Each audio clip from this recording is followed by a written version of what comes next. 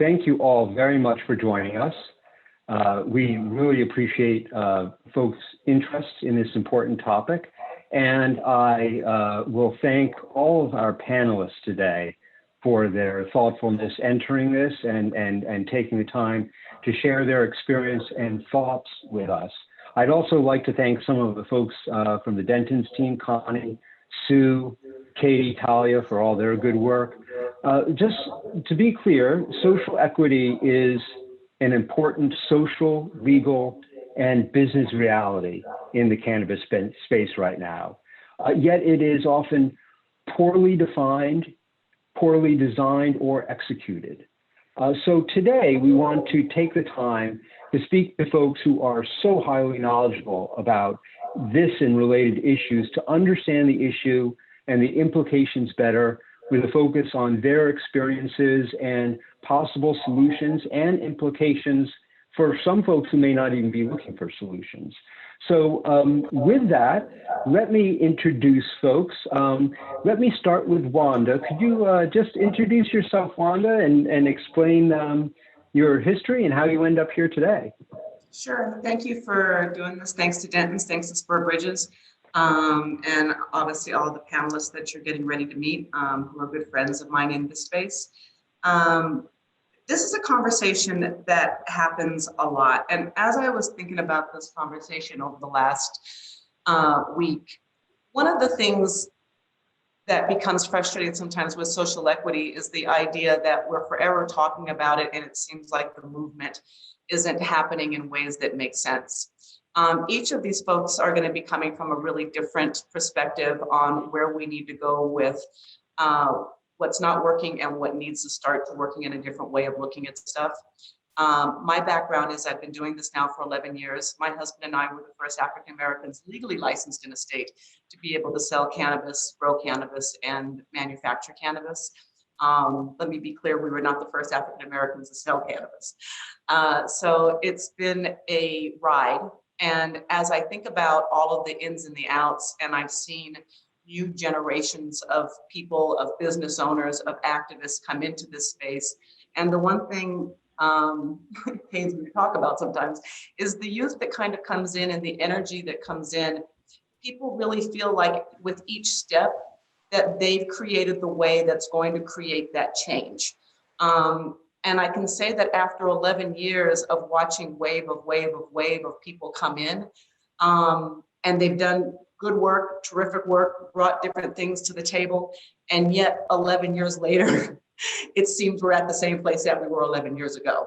So now I think it's time to start having these conversations to the point ad nauseum, because people need to hear it. They need to really understand what's going on in the space and why it's so important to have African-American, Latino, people of color, women involved in this industry. Because without it, it becomes another industry that was built on the backs of Black and brown labor, built on the backs of Black and brown slave labor, harassment, police brutality, and the demonizing of our communities and the breakdown of generations of our communities. So in our mind, the only payback is to ensure if we could do the prison time, we should be able to do the business time and the business ownership time. I've heard way too many large companies say things like, you can come work for us. Well, that in itself is one of the major issues that we need to overcome, because not everybody wants to come work for folks. So once again, been doing this for 11 years.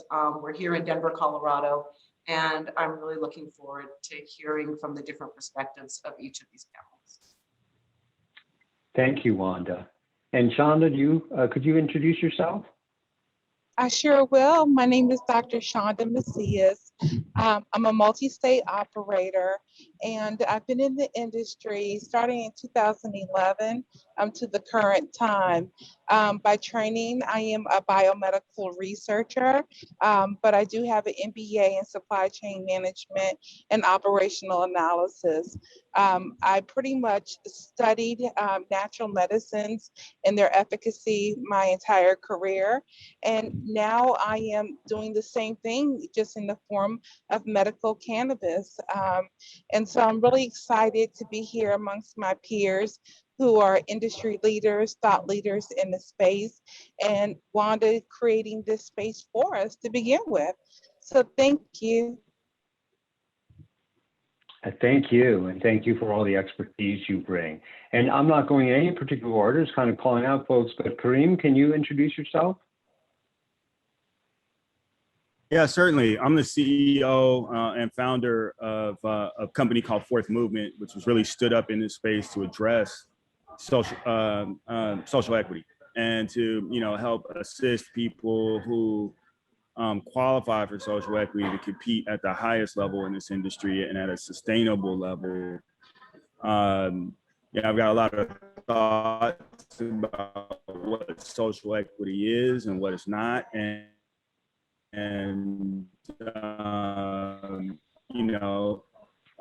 how we're doing so far, and colleagues, certainly with Wanda, who is the dean of kind of Black cannabis. Glad to be able to be a part of this conversation around fairness and equity and really parity, and where how much farther we have to go and how we get there.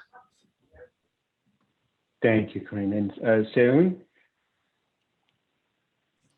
Hey guys, my name is Seun G. I'm the founder and CEO of Elevate Cannabis. We're a multi-state operator with locations in Oregon and Massachusetts. I've also been known as the youngest African-American man to open a retail dispensary in the United States.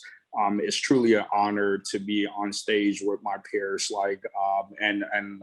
it's an honor to be on stage with Wanda, the first to really do it, to really set the stage for us, to have young entrepreneurs like myself. I call her almost every other week, but have young entrepreneurs like myself to give us hope and know that it was possible. So this social equity is really dear to my heart, and to be on the call with amazing entrepreneurs like Wanda and Kareem and Shonda is truly amazing. So I'm excited about this conversation. Thank you, and we're honored to have you as well. And last but definitely not least, Lorene, and you come from this, not really from the cannabis specific space, but for providing capital to particularly Black-owned businesses, right? Yeah, correct. Thank you, Eric.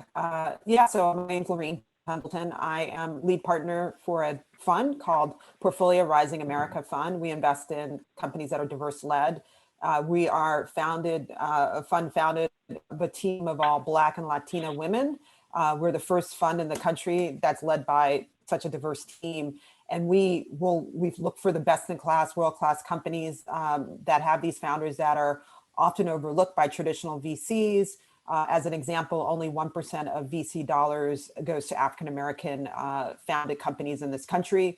And so we launched this fund to get dollars to Black and Brown founders, because we think having economic capital is really important for the growth of the company. So thank you very much. And we are honored for all of you to be joining Dentons on this platform. And again, thank Wanda and her dispensary and Spur Bridges for their support of this. Wanda, let's turn back to you. I think from hearing from the panel, I'd be remiss not to start with you, since you started it all. And I'm going to start with kind of a difficult question, which is, for you in your mind, what does social equity mean? What is its purpose, and who should be included? And I know you could speak for the rest of the week on those subjects, so they're very broad, but if you could share with us what your thoughts are on those.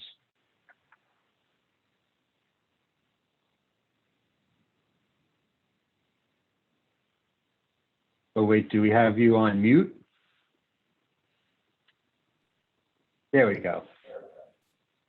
So, what we have seen from state to state is they're defining social equity differently. It comes down to those that have been harmed by the drug war and being able to make it an equitable space for people to get involved. That in a nutshell, I think is what we've discussed. The issue becomes at the states. I'm just going to lay this out there and make a lot of people upset as we go through this. Social equity, unfortunately, has been taken advantage of by what we have seen in this space by white female founders, white female CFOs.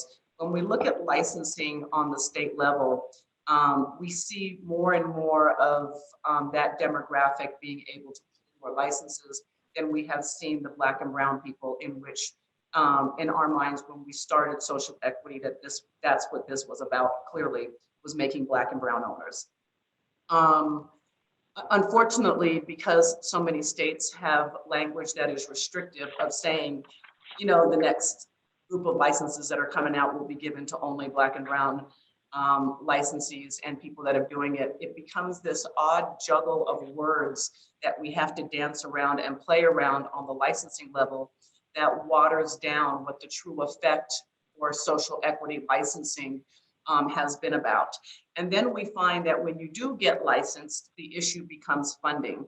And then it becomes a race almost to the bottom of who can devalue your valuation of your business, giving you less money than what you need to be able to start an equitable business and being able to compete. And because you can't go to the banks, you are left in a situation where you have to raise this money from personal relationships, friends and family, which once again, Black and brown people would tend to be at a disadvantage with, because we don't always have friends and family that can loan us, you know, $1 million, $2 million, $5 million. So I think the idea with social equity as we move forward needs to be talked about in terms of how states are issuing these licenses and how we're funding them as we. And let me just ask one follow-up question on the licensing. Some of the licensing litigation that we've seen over social equity is on these scoring of the applications, on inconsistencies that go. And for example, in Illinois, we've had ongoing litigation on that, and no applicants have been granted licenses because it's all stuck in litigation. It seems like that competitive process with special scores for social equity applicants has not done that well for a few things, including the point you used as to who's availing themselves of it. Do you have a feeling as to what would be a better application process to get at the goal of social equity? So I think Kareem Webb has just, gone through a number of different processes in a couple of different states with numerous folks, and I think that this is something right up his alleyway where we can absolutely discuss what has been positive and what has not. Sure. Thanks, so, Kareem, yeah, please jump in. Yeah, I think listen, I think that what Wanda began to explain in the beginning around, acquiring a license and then having to capitalize a license is and attract competitive capital or attract capital in order to stand up a competitive business is something that's left out of the consideration, in a feasible way around the policy. And so, what happens is because of the kind of Prop 209 in California, or the, to Wanda's point, the lack of specificity around who the policymakers are really targeting policy for, people who what weren't intended to be the beneficiaries of the policy are oftentimes become the beneficiary. And that in and of itself is the impetus for a lot of litigation. So part of it sounds like what you're describing is mission creep, although it's not even that. It's just that the objectives have not always been clearly driven to with that. Yeah, I would agree. I think what happens oftentimes is we get, to your point, is the way I would say it is lost in the sauce. It's Wanda's definition of social equity is absolutely right. I mean, I think when you make it simple, it's that 70%, 80% of the ramifications of criminal justice have been experienced by Black and brown people, and that taking people away from their homes has created outcomes that are, worse outcomes than otherwise would have been the case. And it has made people and communities and family less competitive than otherwise would have been the case. And so what we've seen is that there are policymakers, specifically progressive policymakers, who have advanced this idea of trying to create some fairness through cannabis as it becomes legal, making certain that the industry doesn't end up looking like most other industries in our economy. And so if that's the case, then at the end of the day, what has to happen is that the right people who come from these communities, who have the ability to stand up competitive businesses, have to get access to the opportunity to do business, the license. Then they got to be capitalized in a way that allows them to stand up sustainable businesses, right? And that produces the outcome that we need, which is the resources. Right, like, so cannabis is not the issue around social equity. It's the money. So it's the limited license, and then the ability to leverage that limited license to get the money or the resources to then go repair the damage that was caused by the disproportionate impact of criminal justice. And so the policy doesn't reflect that goal. Sometimes the policy is about, okay, how can we help folks get a license? How can we divert some of the capital, which is the right thing to do on the tax side, to repair some of the damage in community. But the policy really is not intended or designed to be able to help people stand up competitive businesses and get those resources, or else the policymakers in cities would be creating policy differently. If they understood and were intent upon that outcome, number one, and had the business acumen to really understand capital markets and how to incentivize the interaction between capital and opportunity and intent, and as well as acumen of the license holder. So you raise a ton there, and I'm going to circle back to some of it, including something that's inherent there, which is the balance of what do you do with money? Should it go to the individual to support capital, back into communities, all of the above? So I'm going to come back to you there. So let me turn to you, and you are a young, hustling entrepreneur, and you probably see, lots of impediments. But in terms of the challenges that you see as a young African-American entrepreneur, what do you see there that's kind of unique to that, of coming to business and being successful there, some of the challenges that you see, in addition to the capital? If maybe your answer is it's mostly capital. Yeah, I think it's two things for me. Capital is big for everyone. Secondly, I think that removing real estate as a criteria of entry is also a big deal.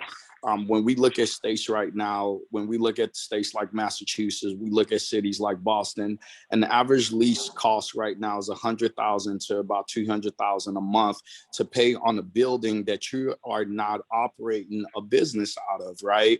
A licensing process on average takes close to 3 years to go through the process, city-state Right. process to get your license, right? So when you take that into into account, it's cost a lot of money just to uphold these properties, just to go through a process. Now, for social equity, to me, is like, I want tangible line items that these legislators can really work on and really make effective now. Like, I want results now. So I think one thing that's tangible is, for any social equity applicant, we need to remove real estate. That's one, first and foremost. It shouldn't be. Secondly, if we are not looking to give money out, which I am an advocate for, this is what we need to do. We need to have some type of two-phase license process where if there is states with limited license, this is what we got to do. I'm working with the current systems. I don't agree with it, but I'm just trying to put solutions out there. If we have states with limited license, let's have post-provisional license where if you're a social equity, you get this license, right? And what this does is we look at license evaluation. The cost of a license alone could go from 1 million to 5 mil. If we look at Florida, that's a different case. You could sell yours at 50 to 100 mil, because a Florida license gives you the ability to have multiple retail dispensaries, right? Just for one license. So what I'm pitching is, if we give these people the ability to obtain the license, social equity, people that have been affected by the war on drugs, and we give them these licenses, even if the state doesn't want to give them money, right? We give them the license. The license alone in Massachusetts could be at $5 million, $10 million. They can raise capital against that. Now, we see a lot of predatory loans that goes out to minorities. And the reason why we see those things is because they don't have leverage. They don't have leverage. Now, another thing that we see that states like Massachusetts have done really well is setting aside a license type for minority-owned businesses. So, for example, in the state of Massachusetts, for the first 3 years, we have delivery license only for minorities. We have the Uber Eat model, and we also have the model where you can actually buy from wholesalers, repackage, and sell it. That right there gives minorities an opportunity, because it's supply and demand. You're giving this limited license out to only minority-owned business. They can now go out and raise capital. They look more enticing to big MSO, big VC, venture capitalists, because now you're giving these minority a face. You're giving them value with just this piece of paper. So I think that for us to continue to drive social equity topics, we have to continue to drive the ability to give these people an opportunity to make them that unique. What makes us unique is having the ability to get those licenses and going out to raise against that. I'm in support of states using a percentage of the license of revenue from licenses, from active licenses, and giving it back to minority-owned business. I love what Illinois did. They made all the old grandfathered in medical stores. They've done a lot of things wrong, but this is at least one thing you could compliment Illinois on. And these big multi-state operators, to continue business, they had to pay into these funds to give back to minority-owned businesses, and they have to continually pay in this fund, which now gives Illinois the ability to give like $30 million in fund that they're going to look to give to minority-owned businesses or social equity-owned businesses. But Illinois is a shit show right now, excuse my language. But hopefully once they figure it out, we get the right minorities to take advantage of this capital. Thank you for all of that. And I would just add on Illinois that one thing that has been, I think, at least a quasi-success, and we can talk about more, is that they've taken a lot of the tax dollars, kind of excise dollars, and given them into particularly nonprofits working in communities that have been hurt. But we can talk more about that. I saw Wanda made a face, so I'll come back to her. But Shonda, tell us a little bit about kind of your views on this and some of the challenges that you see in operating in the space, particularly as someone who has all the education experience that you have. Yeah, definitely. So one thing I could say is that I always stay true to who I am. I'm a patient advocate, just because my whole life and career has been around biomedical research, cancer studies, infectious diseases. And what I see in my perspective on social equity is the simple fact that a patient became a prisoner. And so when I think about that, and to make that make sense for people who are like, what does that mean? If you were limited in your ability to acquire a high paying job and you use cannabis, which we know have medicinal benefits today, and it helped you with your ailment and condition, if you were arrested with possession of that, you went to prison. So today, for me, social equity is addressing that community or that patient that became a prisoner and making sure they have equal access to medicine. And so when I think about changing that pipeline, is changing it in all three sectors. You have to change it from the healthcare perspective, meaning that we have to open up our minds and hearts to education and research about the plant. Two, we have to change policy that created mandatory minimums for people who were incarcerated, and not even people, patients that were incarcerated for using the medication. And three, for those that want to pursue commercializing cannabis use in terms of a medicinal product, or for just the use of it overall, I think that they should have an equal opportunity to do so. What I can say that though the rubrics is not a equal one. So even though we can look in the business sector and say, well, I haven't managed, $8 million, a budget of $8 million, but as a small business owner in my community, I was the largest. And so I was able to keep a sustainable business open and operated for X amount of years. Now, I didn't have the opportunity to go into a big corporation and to head up a team of 100, but what I can do is what's in my realm and I've been doing for years. And I think that this is the voice that we're trying to create as well for our community, is that within our community, we're doing great. It's just that in the sense of the rest of the world, they're like, oh, well, they want to undermine our efforts. But if I was given $1 million in a loan to build my business in what I did pre-cannabis, then I would be just as successful as everyone else. But I wasn't given that opportunity. I mean, if you think about just the loan industry itself, I can't get a loan if I open a bakery today. And I'm an African-American woman with 3 degrees and probably the most educated in the room. It doesn't happen for us. So this is really what I think changes for me and what social equity means for me. And I fight for people like me. I fight for my community. I fight for those that need access to healthcare. And, the truth is that if I take you through all steps of these, meaning healthcare, policy reform, and also commercialization, my patients need to have access for medicine that is subsidized for the government, just like they need it otherwise. And so, and I say that is that cannabis is, there's no insurance that will subsidize it. So you're saying that someone who can afford it has access to medicine that other people can't. That's creating a healthcare disparity in our communities again. And this is where our voice needs to be most vocal. And I think that when, as cannabis business continues to expand and we think about corporate social responsibility, we need to think about those vulnerable populations that are impacted by this healthcare disparity.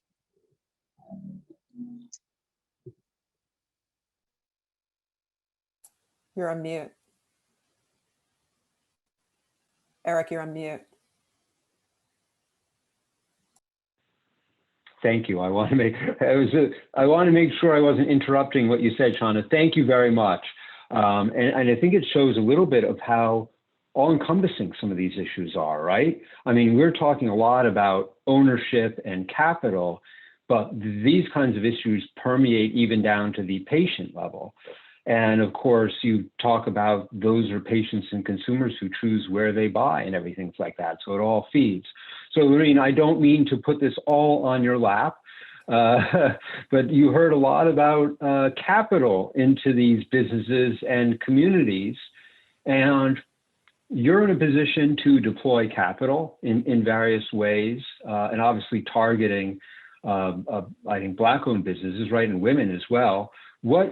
What's the philosophy of how to properly allocate capital? And I'm going to ask you an even larger question of, is putting capital into business, what's your judgment as to, why you're spending your energies doing that? Yeah, no, I mean, I think it's incredibly important for all the reasons that the other panelists have stated.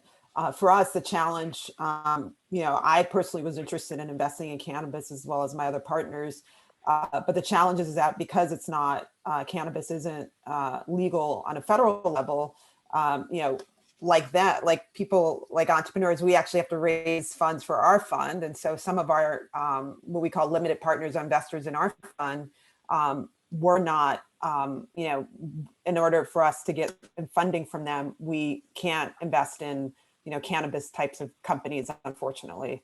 So, you know, that in itself is a challenge. And we're a fund where we're looking at, you know, investing in diverse founders, and that's really important. That said, you know, what I am seeing in terms of investors, it's really interesting. I have a friend, she has this, she started a company called Legends Investment Group. And it's basically pulling together professional athletes and entertainers who have wealth. Yeah. And a lot of her members are actually African-American. And I know that they've come together and they've made investments in the cannabis space. And so I think really what is going to have to happen, I think, I mean, you know, certainly policy changes and all of these things need to be looked at, of course, but I do think we're going to have to, when I say we as African Americans, kind of pull together our money and people who have wealth. And you know, cannabis is obviously, you know, a fast growing industry. It's profitable. It can be profitable. Just kind of, you know, pulling together resources and making investments in these founders who are on the panel and other founders. I think, you know, because, you know, I mean, I would love to invest. I can't, you know, obviously there may be some funds that can. But the reality is because of the, you know, it's not legal everywhere, that's a challenge. But I think, you know, getting capital, you know, kind of creating an opportunity for ourselves, I think. And there are people who have the money and the resources to do that. And I'm seeing it happen. So in that way, it's good. But yeah, I mean, it's a very large problem. I mean, you know, even with entrepreneurs that aren't in this kind of space, who have a company, it could be a fintech company, it could be, you know, a B2B SaaS company. If they're African-American or Black or brown, it's an incredible challenge for them to raise money. And so it's a larger, you know, larger issue just generally. It's really fantastic to me in looking at raising money. Clearly, like I said, you know, it's mind-boggling that we've been at this now for over a decade. And raising funds has been an issue. I had a conversation with another group that wanted to help us with our current raise. And, you know, the advice was, well, why are you asking for so much money? Why don't you go with less money? Let me be really clear as I can be on this. The idea of raising money in corporate America is based in systemic racism. It is amazing to me that people, and I'm not going to call it any names of some of these big organizations that are criminally indicted right now, the owners have done a bunch of ridiculous stuff, but all kinds of luxury items on the company, and people are still throwing money at this particular company. It's fascinating to me. And yet when somebody that's been in the business for 11 years that happens to be African-American that runs a good company comes on board, then I get advice like, well, why don't you just raise, you know, $1 or $2 million instead of $20 million? Well, let me be very clear about that. Through this process over the last 11 years, we have looked at raising $1 or $2 million or $5 million. And then the advice then was, well, nobody wants to invest in $1 or $2 million or $5 million. Why don't you raise $20 million? And so at every point, everybody has another reason as to why an African-American team should not be raising what they're raising. And people come at me, and I don't want to sound arrogant by any stretch of the imagination here, giving me advice on how to run my company, which is really rich given the fact that they have never run a company, never planted a plant, never opened a dispensary, and they walked into, you know, some hedge fund backed company, and they think that what I need is business advice. There is nobody on this panel right now that needs business advice. The only thing that we need is the ability to put enough money into our companies to be able to compete and compete fairly. And, you know, there's lots of reasons for that. And I'm not saying that raising money isn't hard no matter who you are, but we need to deal with the systemic racism of this entire industry. And that needs to start on the lobbying level, because let's be very clear, all these big MSOs, these multi-million-dollar hedge fund backed companies are already lobbying in Texas. They've locked down Florida in a way that makes it, you know, extremely difficult to get through. For the folks on the line that don't know what Shayun was talking about earlier, you can spend up to $1 million in just trying to get a license with no guarantee of getting the license. $250,000 have somebody write it for you. Another $500,000 to keep the property under your control for, you know, 1 year to 3 years, depending on how long it takes to keep that license. And there is still no guarantee. So, I mean, it needs to be changed at the lobbying level, and the equity needs to start there. Like, here's who we're giving licenses to, period. And ironically, maybe we need Black organizations to start to sue these states long before it happens, so that the lobbying effort is tilted in the behalf of the African American or Latino owner, because that's where the issues begin. And let Thank me you, just, Wanda. And I want, yeah, go ahead, please. and I just want to make sure everyone on this Zoom meeting understand that because we're still federally legal, there's a lot of things that we can't take advantage of still. Bank loans we still can't take advantage of. And when we look at properties too, I go back to properties. Property is one of the biggest things I lobby to remove. And here's my reasons, right? Another reason is in the cannabis industry, you have to be 1,500 square footage from a K-12 grade. You have to be 1,000 to 1,500 square footage from another existing dispensary. Now, the cities determine the zoning in which you could put your retail dispensary. Now, diving into that, a lot of retail storefronts they go to the banks to get a loan to purchase those. So the landlords have some type of bank loan associated to that property. And most of the banks are federally backed. So when you're a cannabis company and you try to lease these properties, you can't lease them out unless you're willing to pay off, make a negotiation deal with the landlord or buy the landlord out, so forth and so on. So the capital become more hefty. I just wanted to throw that out there in this conversation, and why I really push for us to get real estate removed as a criteria for anyone that's social equity. For the applicants, for when you're Yes. applying not to include real estate, would it work to give landlords tax write-offs, meaning if they're willing to lock up the property for a social equity candidate, they won't lose the income because the state will give them basically a write-off on that. What I'm saying is the state should just remove that criteria altogether. Entirely, right. Entirely. Okay. There should not be a reason why you should be paying for a property that you are not generating any revenue from. There is no other industry that they're requiring that from. So why are they requiring it from us that I know of? Let me just say that. So I think that it should just be removed altogether. And for people that are social equity, they should have that opportunity, because now it decreased your operational costs. It decreased the cost that you have to go out and raise capital. It makes a lot of things more easier when you have this licenses on hand. And I will agree with that. Just to speak my truth is that's how I lost my house. I had to decide on paying rent in DuPont Circle, Washington, D.C., or when I was waiting for my license to get awarded, or to pay my mortgage. I come from humble beginnings, and, we definitely had, a lot of financial we didn't have financial backing, but we had education, we had perseverance, and I believed in me and my team. And so when we came down to it, that was a hard decision I had to make on behalf of me and my husband and my 4 children. And, I gambled with it, and we won the license. And then my landlord pulled my lease. And everything that I worked hard for was gone at that point, because our regulations were written that I couldn't relocate. And so I was stuck without neither one, a medical cannabis license, nor a house, our home. And so it was tough. And That is tough. And It was Shonda, tough. you're so brave. Thank you so much for sharing your story. That is so freaking powerful. And I just want to throw it out there for anybody getting into the cannabis industry. Guys, it is not easy. It is not easy at all. I've lost a lot. Y'all are seeing me now, but like when I first started, I only had $50,000. I got rejected for 2 years. I slept in my shop for a whole year. I worked from 8 a.m. to 10 p.m. every single day. I was married for 6 years. I lost my 6 years marriage. There is a lot of things that people talk about. You want to get into the cannabis industry. It is tough.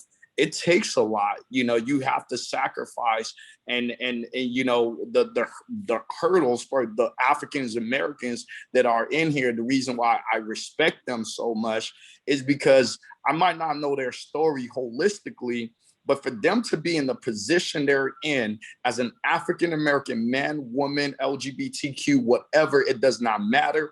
They went through a tremendous amount of obstacles, trials and tribulations to get to that point. So I'm just want to say, Shonda, thank you so much for not giving up, for being a hope for everyone on here. It's super amazing. But I just want to throw it out there. It has not been easy. Even us going to the state of Massachusetts, we were supposed to open in 2019. We didn't open it until this year, last year, the Q4 of last year.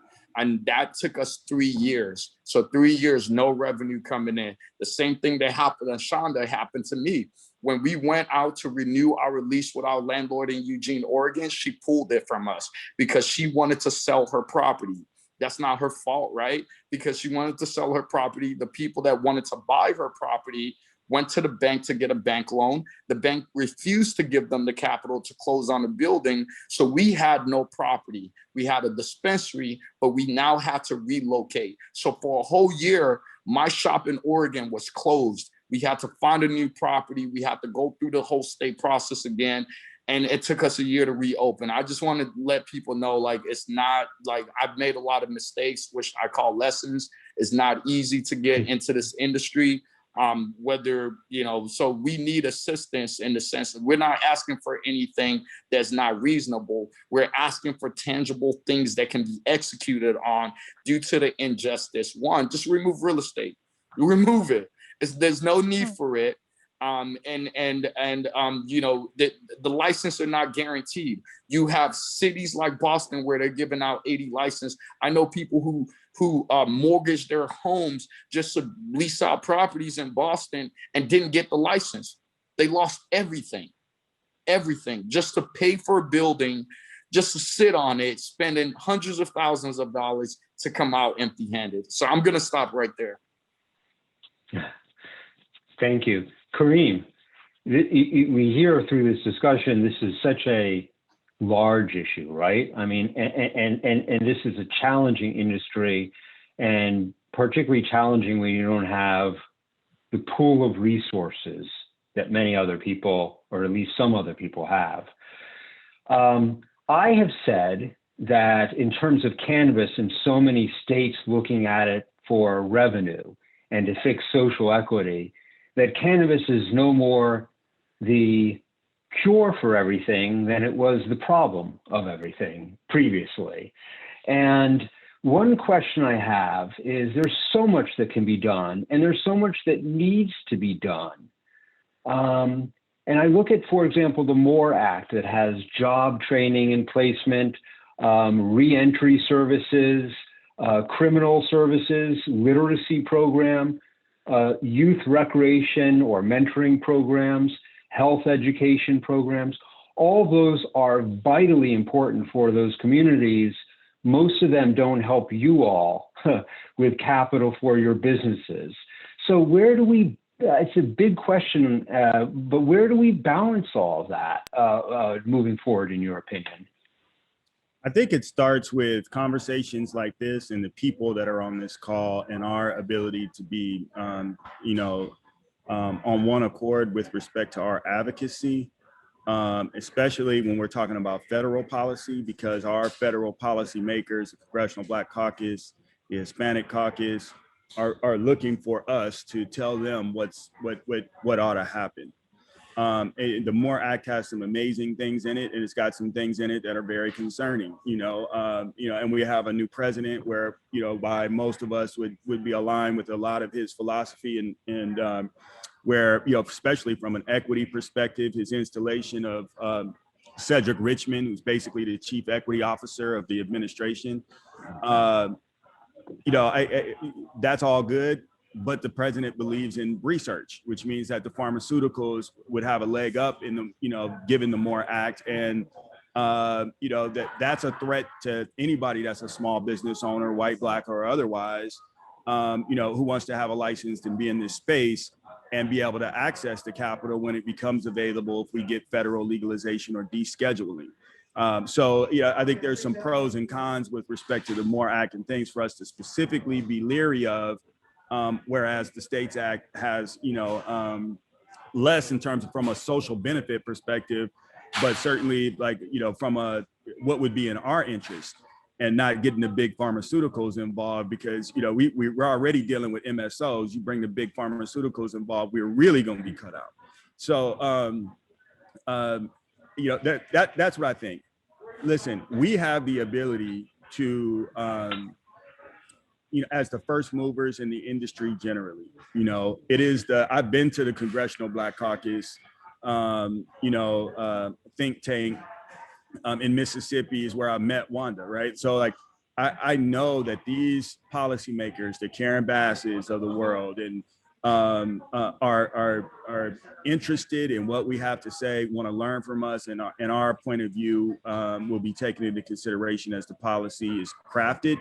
And that's our job, is to make sure that we advocate. Thank you. Wanda, I have a question for you a little bit off the field. Interstate commerce. When you look at the opportunity the country will likely eventually be opened up to interstate commerce, do you view that as a good, bad, or indifferent aspect for social equity?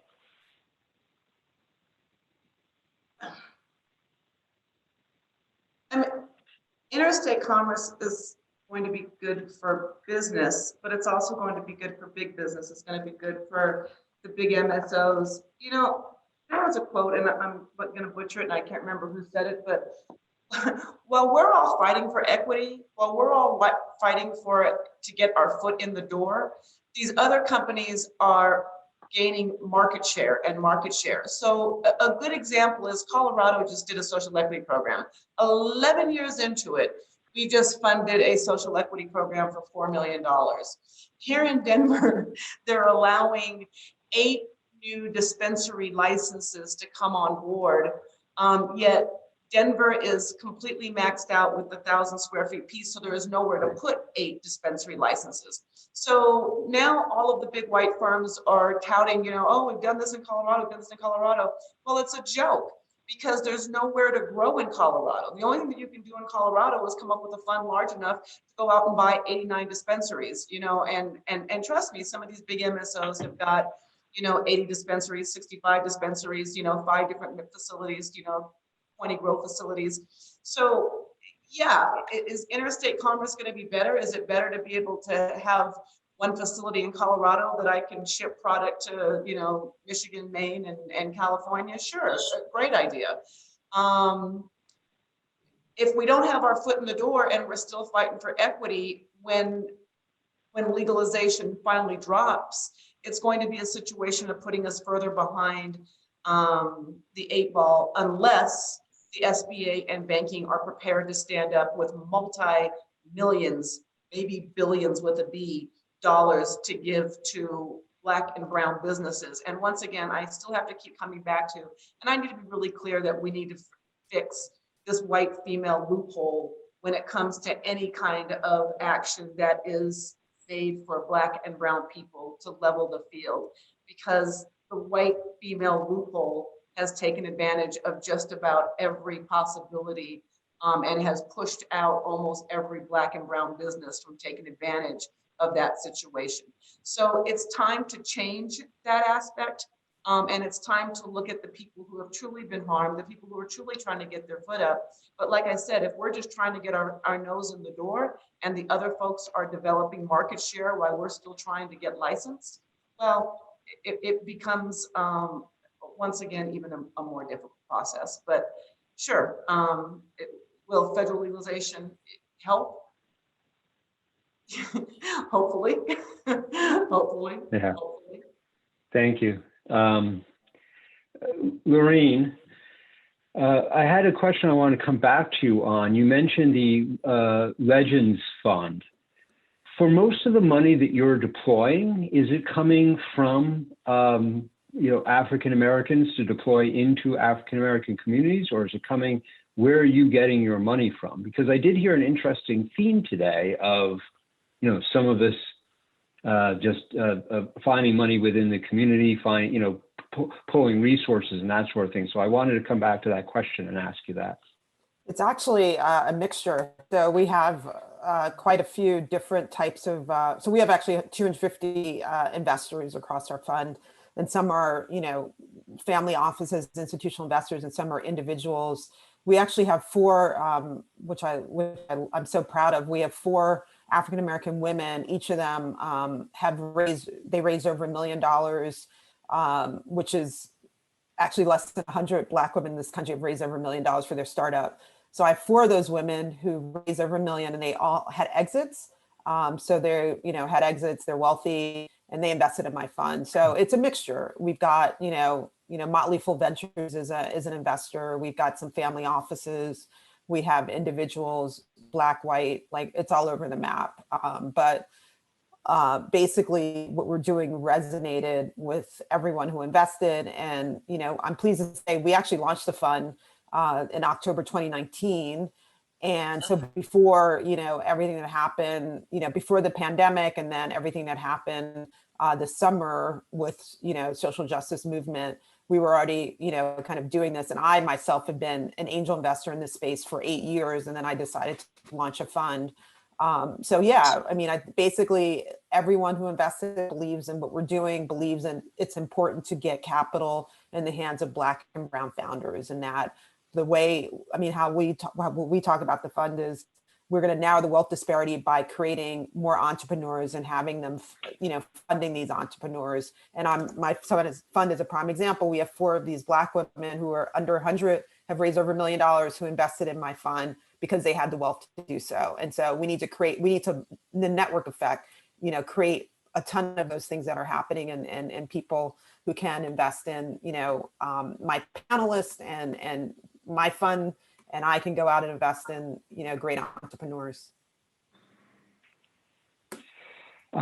We really touched on so many important issues, and I think this panel did such a great job of explaining what the real issues are and what they're confronting, and perhaps some solutions.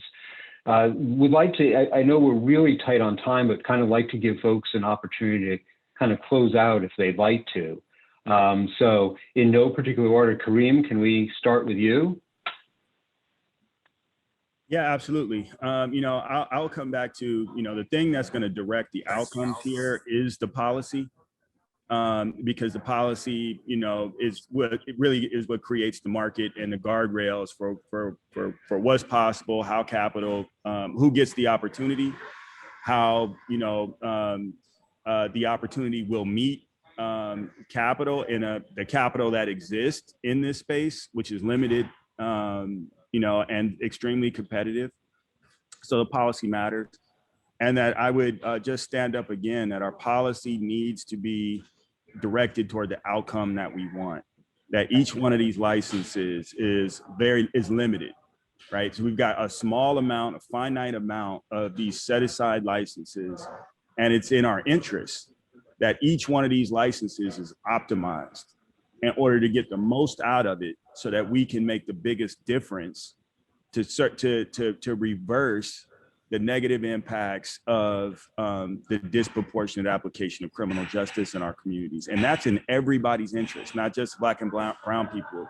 That's in America's interest, to have all of our communities be as healthy as they can possibly be.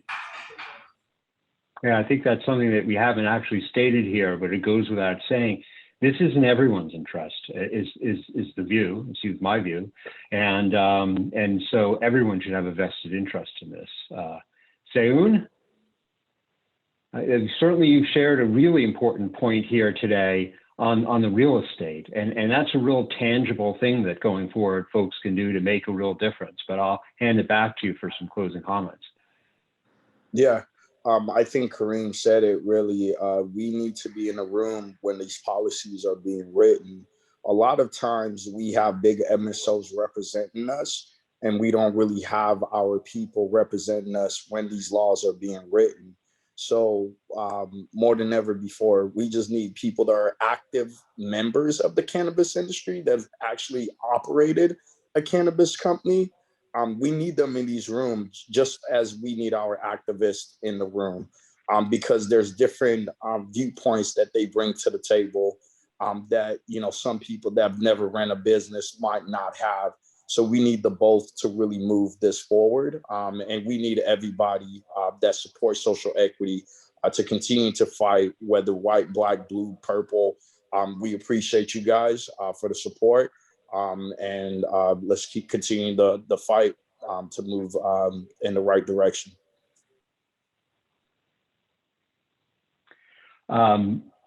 Shonda, you described a lot of just the holistic aspects of this, and I want to hand it back just for some closing comments.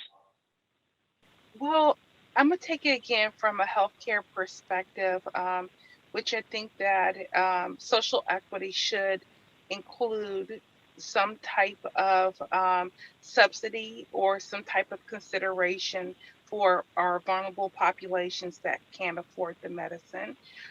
Also, I would say that multi-state operators or just operators for their social corporate responsibility has a responsibility to go back and help change policy. And I take it from my own personal leadership.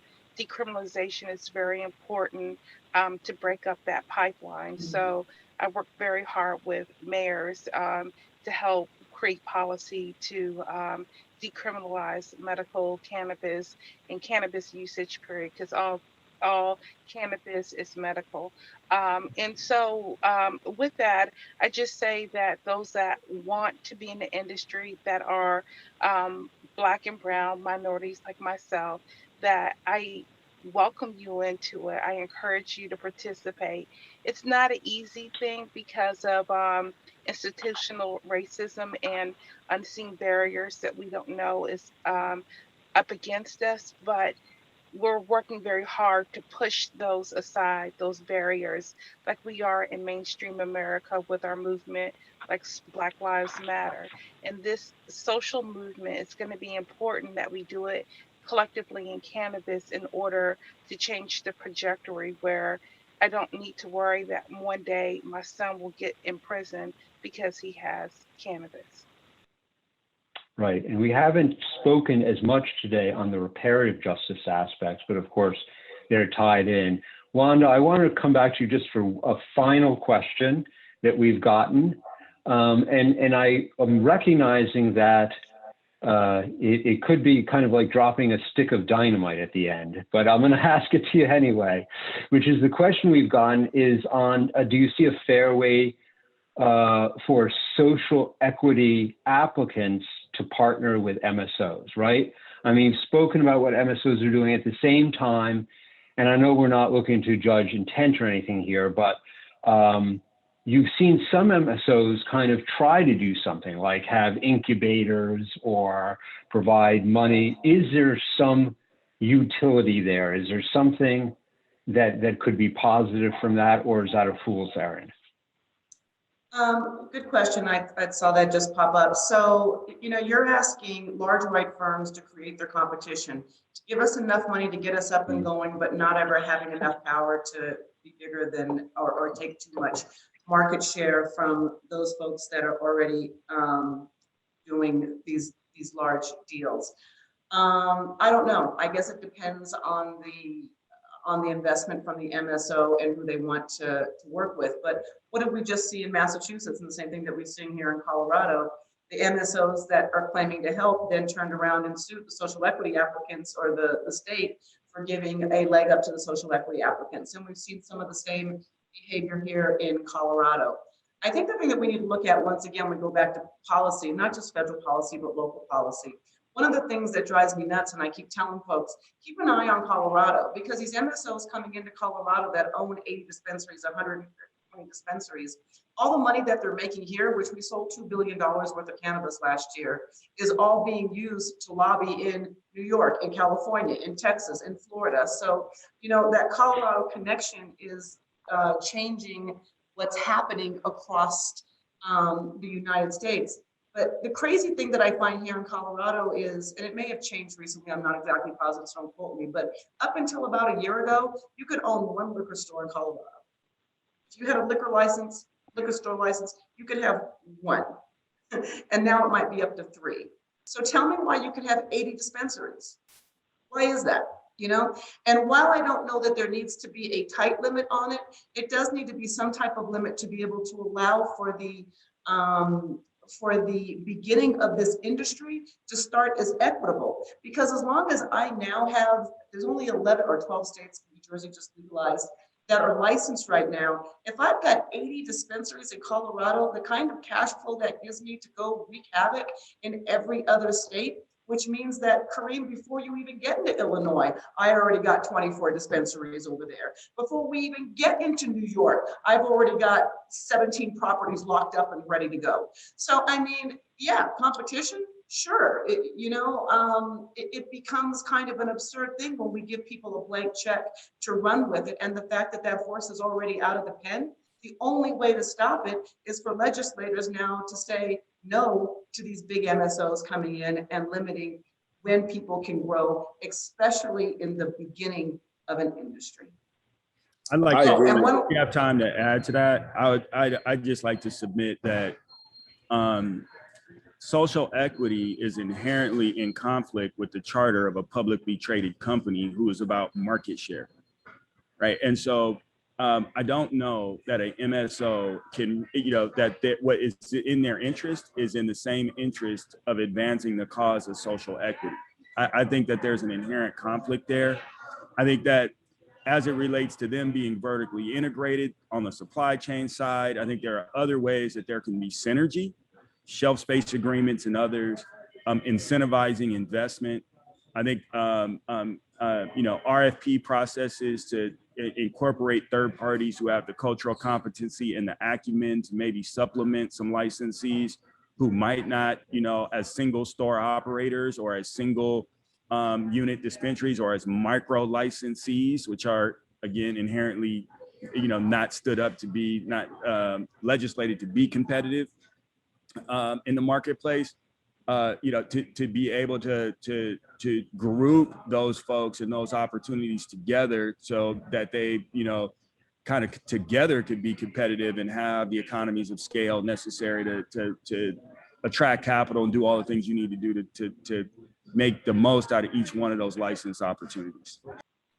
I just want to add to what Wanda said. In the state of Massachusetts, what has helped social equity applicant the most is they put a cap on corporate license. So a corporation can only have 3 retail store license. A corporation can only own 9.9% more equity stake in any other entity.